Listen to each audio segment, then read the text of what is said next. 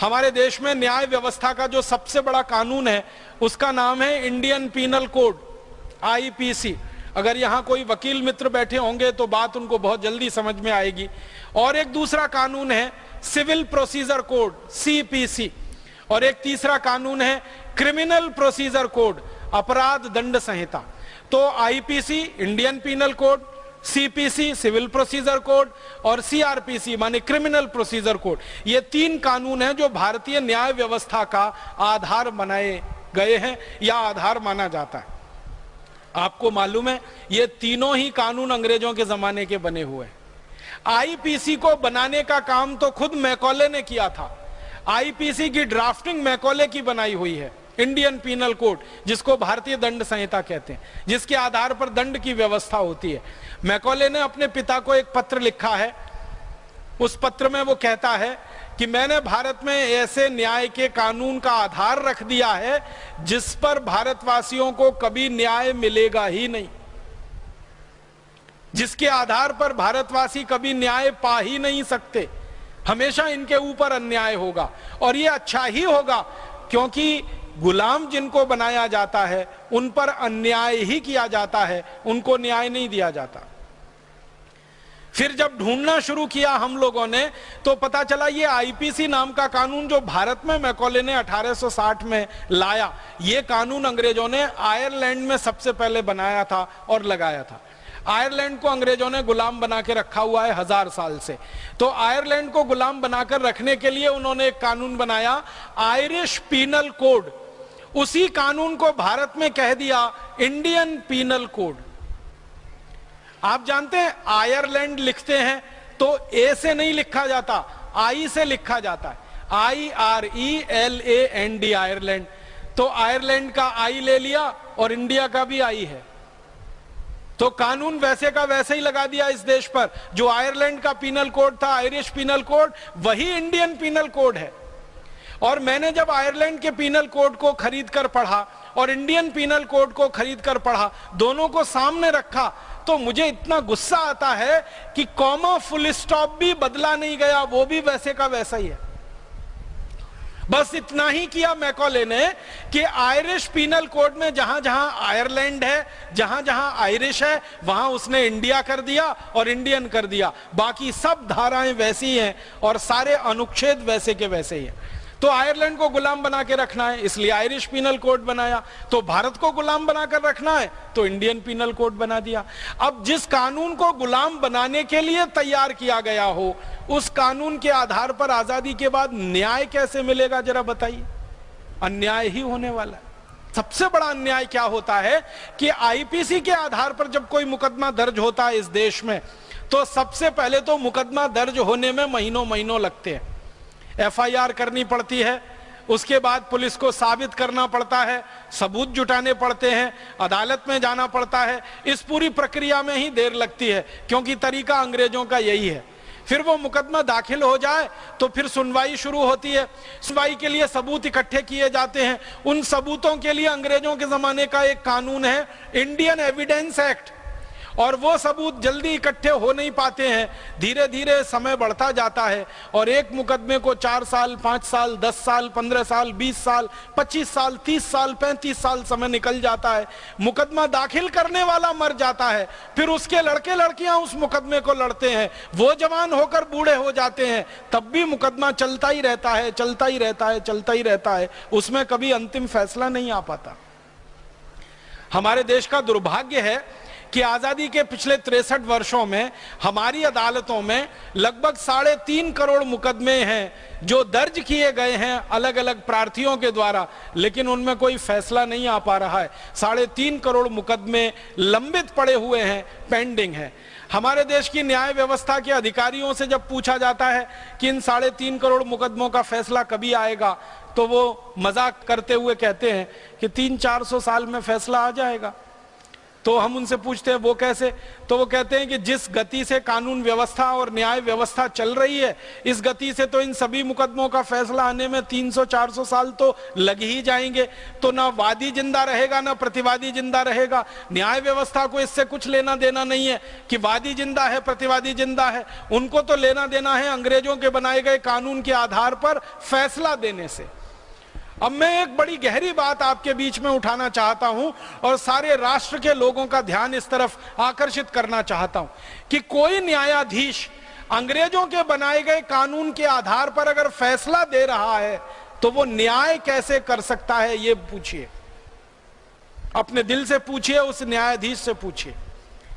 और न्यायाधीशों से जब जब मैंने ये पूछा है कि क्या आप न्याय देते हैं, तो वो कहते हैं ईमानदारी से हम न्याय नहीं दे पाते, हम तो मुकदमों का फैसला करते हैं। फैसला होना अलग बात है, न्याय देना बिल्कुल अलग बात है। आपको एक उदाहरण से समझाता हूं फैसला क्या होता है और न्याय क्या होता है। मान लीजिए आपने किसी गाय को डंडे से पीटा, तो कानून के हिसाब से आपको जेल हो जाएगी। गाय को डंडे से पीटना भारत में अपराध है, जुर्म है, इसके लिए जेल हो जाती है। लेकिन उसी गाय को आपने गर्दन से काट दिया और उसके मांस की बोटी बोटी आपने बेच दी बाजार में, आपको कुछ नहीं होगा, क्योंकि कानून से वो न्याय सम्मत है। अब गाय को डंडे से मारो तो जेल हो जाती है, लेकिन गाय को गर्दन से काटकर उसके मांस की बोटी बोटी बेचो तो भारत सरकार करोड़ों रुपए की सब्सिडी देती है आपको। मैं अगर गौशाला खोलना चाहूं तो इस देश की कानून व्यवस्था के अनुसार मुझे बैंक से कर्ज नहीं मिल सकता, लेकिन गाय को कत्ल करने के लिए कत्ल खाना बनाना हो, उसके लिए बैंक करोड़ों रुपए कर्ज देने को तैयार है मुझे। आप सोचिए, मैं गौशाला बना के गाय का दूध बेचना चाहता हूं, बैंक के पास जाता हूं, मुझे कर्ज दे दो। बैंक कहती है हमारी योजना में गाय को कर्ज देने की व्यवस्था नहीं है। लेकिन उसी बैंक के पास में जाता हूं कि मुझे कत्ल खाना खोलना है और कर्ज दे दो, तो बैंक खुशी से कर्ज देती है। उस कर्जे पर ब्याज सबसे कम लिया जाता है और करोड़ों रुपए का कर्ज तो मुफ्त में दिया जाता है सब्सिडी के रूप में। आप बताओ कि अगर मैं गाय का मांस बेचने के लिए कत्ल खाना खोलूं तो मेरे लिए कर्ज है, सब्सिडी है। गौशाला खोलूं गाय को पालन करने के लिए तो मुझे ना सब्सिडी है ना बैंक की कोई मदद है। ऐसी व्यवस्था में न्याय कहां हो सकता है। और एक उदाहरण दूं, किसी बच्चे को जन्म लेने से पहले अगर कोई मारे ना तो उसको गर्भपात कह के छोड़ देते हैं, लेकिन जन्म लेने के बाद मारे तो हत्या हो जाती है और 302 का मामला बनता है। बच्चे को जन्म से पहले गर्भ में मारा तो भी हत्या है, जन्म लेने के बाद मारा तो भी हत्या है। दोनों में सजा एक जैसी होनी चाहिए और वो फांसी ही होनी चाहिए। लेकिन जन्म से पहले मारो तो गर्भपात है और जन्म के बाद मारो तो हत्या है। इसलिए इस देश के लाखों लालची डॉक्टर करोड़ों बेटियों को गर्भ में ही मार डालते हैं, क्योंकि गर्भ में मार देने से उनको फांसी नहीं होती है। गर्भ के बाहर मारेंगे तो फांसी होने की संभावना है। 1 करोड़ बेटियों को हर साल इस देश में गर्भ में ही मार दिया जाता है इसी कानून की मदद से। अब आप बताओ कि बेटी को गर्भ में मार दो तो गर्भपात, गर्भ के बाहर आने के बाद मारो तो हत्या। अगर इन कानून के आधार पर कोई फैसला होगा तो वो न्याय दे सकता है, फैसला हो सकता है, न्याय नहीं दे सकता। इसलिए मैं बड़ी विनम्रता से भारत के सभी न्यायविदों से यह कहता हूं कि सभी न्यायाधीशों को अपना नाम बदलना चाहिए, कायदाधीश लिखना चाहिए, कानूनाधीश लिखना चाहिए। वो न्यायाधीश तो है ही नहीं, क्योंकि न्याय तो दे ही नहीं पा रहे हैं, वो तो मुकदमे का फैसला कर रहे हैं। अगर अंग्रेजी में उनके शब्दों में कहूं तो वो कहते हैं हम तो केस डिसाइड करते हैं, हम जजमेंट नहीं करते। क्योंकि न्याय देना बिल्कुल अलग है, मुकदमे का फैसला करना बिल्कुल अलग है। मुकदमे का फैसला होता है कानून के आधार पर और न्याय होता है धर्म के आधार पर, सत्य के आधार पर। धर्म और सत्य से न्याय की स्थापना हो सकती है, कानून से न्याय की स्थापना नहीं हुआ करती है। दुर्भाग्य से हमारे देश में धर्म और सत्य की सत्ता नहीं है, कानून की सत्ता है। लॉ एंड ऑर्डर की बात होती है, धर्म और न्याय की बात नहीं होती, सत्य की बात नहीं होती। तो ये अंग्रेज छोड़कर चले गए पूरी कानून व्यवस्था को और वही ढो रहे हैं हम आजादी के 63 साल के बाद। और एक उदाहरण देता हूं, हमारे देश में बलात्कार के खिलाफ अंग्रेजों ने कानून बनाया सबसे पहला, और उस कानून में व्यवस्था यह की कि जिस मां बहन बेटी के ऊपर बलात्कार होगा, उस मां बहन बेटी को अंग्रेजों की अदालत में आकर सिद्ध करना पड़ेगा कि उसके ऊपर बलात्कार हुआ है। जिस अंग्रेज ने बलात्कार किया है उसको कुछ सिद्ध नहीं करना पड़ेगा, और जब तक सिद्ध नहीं होगा तब तक वो अंग्रेज अभियुक्त नहीं माना जाएगा, उसको पापी नहीं माना जाएगा, अपराधी नहीं माना जाएगा। ये कानून बना दिया अंग्रेजों ने। कानून बनते ही बलात्कार की बाढ़ आ गई पूरे देश में। हर गांव में, हर शहर में माताओं बहन बेटियों की इज्जत से अंग्रेजों ने खेलना शुरू किया, क्योंकि अंग्रेजों को मालूम था कि कोई भी मां बहन बेटी अदालत में यह सिद्ध कर ही नहीं सकती कि उसके ऊपर बलात्कार हुआ है। कानून की गलियां ऐसी टेढ़ी बनाई गई कि किसी भी मां बहन बेटी को यह सिद्ध करना एकदम असंभव हो जाए कि उसके ऊपर बलात्कार हुआ है। आप देखो, इससे बड़ा दुनिया में क्या अत्याचार हो सकता है कि जिसके ऊपर अत्याचार हुआ उसे सिद्ध करना है कि उसके ऊपर अत्याचार हुआ है। जिसने अत्याचार किया उसको कुछ भी सिद्ध नहीं करना है कि इसने अत्याचार किया। परिणाम यह होता था कि 100 अंग्रेज बलात्कार करते थे भारत की माता बहन बेटियों से, तो उसमें से मुश्किल से 2-3 अंग्रेजों के खिलाफ साबित हो पाता था और उनको ही सजा मिल पाती थी। 97-98 अंग्रेज बिल्कुल छूट जाते थे, बाइज्जत बरी हो जाते थे, और फिर वो दोबारा बलात्कार करते थे और फिर माता बहन बेटियों की हत्या करते थे।